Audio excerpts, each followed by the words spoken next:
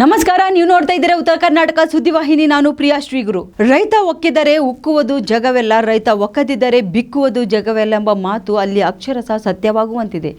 ರೈತ ಸಾಲ ಸೂಲಿ ಮಾಡಿ ಕಷ್ಟಪಟ್ಟು ಬೆಳೆದ ಬೆಳೆ ವರುಣರಾಯನ ವಕ್ರದೃಷ್ಟಿಯಿಂದ ಕೈತಪ್ಪಿ ಹೊರಟಿದೆ. 1 ಗಂಟೆ ಸತತವಾಗಿ ಸುರಿದ ಮಳೆಗೆ ಸಾಕಷ್ಟು ಅವಾಂತರ ಸೃಷ್ಟಿ ಮಾಡಿದೆ. ಬಿರುಗಾಳಿ ಮಳೆ ರೈತರನ್ನು ಕಣ್ಣೀರಲ್ಲಿ ಕೈ ತೊಳೆಯುವಂತೆ ಮಾಡಿದೆ. ಈ ಕುರಿತು ಗದಗ ಜಿಲ್ಲೆಯಿಂದ ಬಂದ ಅನ್ನದಾತರ ಕಣ್ಣೀರು ಹಾಕುವಂತಿದೆ. ನಿನ್ನೆ ಸುರಿದ ಬಿರುಗಾಳಿ ಸಹಿತ ಮಳೆಯಿಂದಾಗಿ ಗದಗ ತಾಲೂಕಿನ ಲಕ್ಕುಂಡಿ ಗ್ರಾಮದಲ್ಲಿ ಅಪಾರ ಪ್ರಮಾಣದ ಗೋವಿನ ಜೋಳ ಬೆಳೆ ನೆಲಕಚ್ಚಿದೆ. ಲಕ್ಕುಂಡಿ ಗ್ರಾಮದ ರೈತ ಷಣ್ಮುಖಪ್ಪ ಕರಿಯಲ್ಲಪ್ಪನವರ ಎಂಬ ರೈತರ ಬೆಳೆ ನಾಶವಾಗಿದೆ. 8 ಎಕರೆ ಜಮೀನಿನಲ್ಲಿ ಬೆಳೆದಿದ್ದ ಮೆಕ್ಕೆಜೋಳ ಮುಖಾಡೆ ಮಲಗಿದೆ. ಕೈಗೆ ಬಂದ ತುತ್ತು ಬಾಯಿಗೆ ಬರದಂತಾಗಿದೆ. ರೈತ ಷಣ್ಮುಖಪ್ಪ ಹಾಗೂ ಆತನ ಪತ್ನಿ ಲಕ್ಷ್ಮವ್ವ ಬೆಳೆ ಹಾನಿ ಕಂಡು ಕಣ್ಣೀರಲ್ಲಿ ಕೈ ತೊಳೆತಿದ್ದಾರೆ. ಲಕ್ಷಾಂತರ ರೂಪಾಯಿ ಸಾಲ ಸೂಲಿ ಮಾಡಿ ಬೋರ್ವೆಲ್ ಕೊರೆಸಿ ಹನಿ ನೀರಾವರಿ ಅಳವಡಿಸಿ ಮೆಕ್ಕೆಜೋಳ ಬೆಳೆದಿದ್ರು. ಆದರೆ ವಿಧಿ ಇನ್ನೇನೋ ರೈತನ ಕೈಗೆ ಬರಬೇಕಿದ್ದ ತುತ್ತನ್ನು ಬಾಯಿಗೆ ಬರದಂತೆ ಮಾಡಿದೆ. ಇದರಿಂದಾಗಿ ರೈತ ದಂಪತಿ ಆಘಾತಗೊಂಡಿದ್ದಾರೆ. ರೈತ ಮಹಿಳೆ ಲಕ್ಷ್ಮವ್ವ ತಾನು ಬೆಳೆದ ಬೆಳೆ ಮುಂದೆ ನಿಂತು ಕಣ್ಣೀರು ಸುರಿಸುತ್ತಿದ್ದಾರೆ. ಸ್ವಂತ ಮಕ್ಕಳ ರೀತಿ ಆರೈಕೆ ಮಾಡಿ ಬೆಳೆ ಬೆಳೆದಿದ್ವಿ, ಇದೀಗ ಬೆಳೆ ನೆಲೆ ಕಚ್ಚಿದೆ, ನಮಗೆ ದಾರಿ ಯಾವುದಯ್ಯ ಅಂತ ಕಣ್ಣೀರು ಹಾಕ್ತಿದ್ದಾರೆ. ಲಕ್ಕುಂಡಿ ಭಾಗದ ಕರಿಯಲ್ಲಪ್ಪನವರ 8 ಎಕರೆನಲ್ಲಿ ಬೆಳೆದಿದ್ದ ಮೆಕ್ಕೆಜೋಳ ಬೆಳೆ ಊರಿಗೆ ನಂಬರ್ 1 ಬೆಳೆಯಾಗಿತ್ತು. ಸುಮಾರು 2 ಲಕ್ಷ ರೂಪಾಯಿ ಖರ್ಚು ಮಾಡಿ ಬೆಳೆ ಬೆಳೆದಿದ್ರು.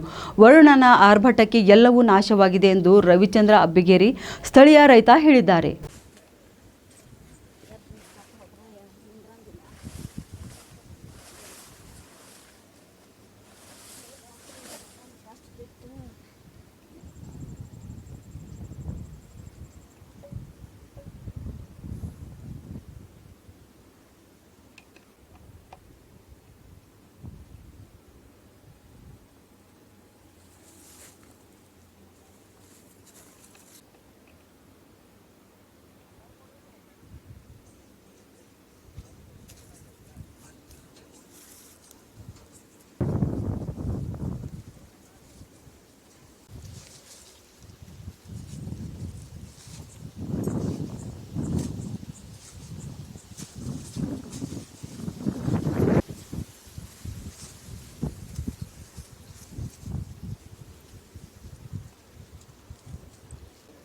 ಈಗ 2 ತಿಂಗಳು ಐತ್ರಿ.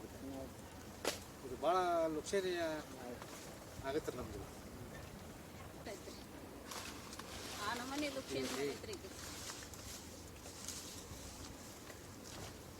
ಏನೇ ಮಾಡ್ಬೇಕು ಅನ್ನೋದು ತಿಳಿವಲ್ರಿ ನಮಗೆ. ಆ ನಮನಿ ಆಗೈತ್ರಿ.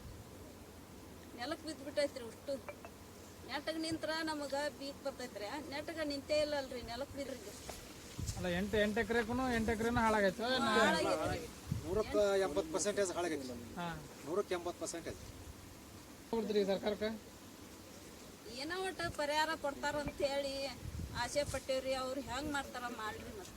ಮತ್ತೆ ಮುಟ್ಸಿದ್ರೆ ನೀವು ಮಾಹಿತಿ? ಅವರು ಈ ಗ್ರಾಮದ ತಲಾಟಿ ಅವ್ರು ಬಂದಿದ್ರಿ, ಬಂದು ನೋಡಿ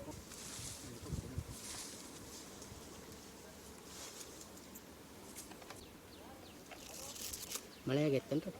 ಮಳೆ ಸಮೇತ ಮತ್ತು ಬಿರುಗಾಳಿ ರೀ. ಹಂಗಾಗಿ ಇದು ಗೋಂಜಾಳ ಎಲ್ಲ ಕಚ್ಚೈತಿ.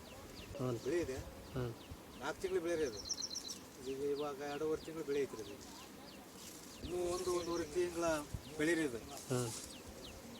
ಇದು ಹಿಂಗಾಗಿದ್ದಕ್ಕೆ ಇದೇನು ಇನ್ನೊಂದು 2 ಮಳೆ ಆದ್ರೆ ಅದು ಗೊಬ್ಬರ ಆಗಿ ಹೋಗುತ್ತೆ ಅಷ್ಟೇ. ಅದು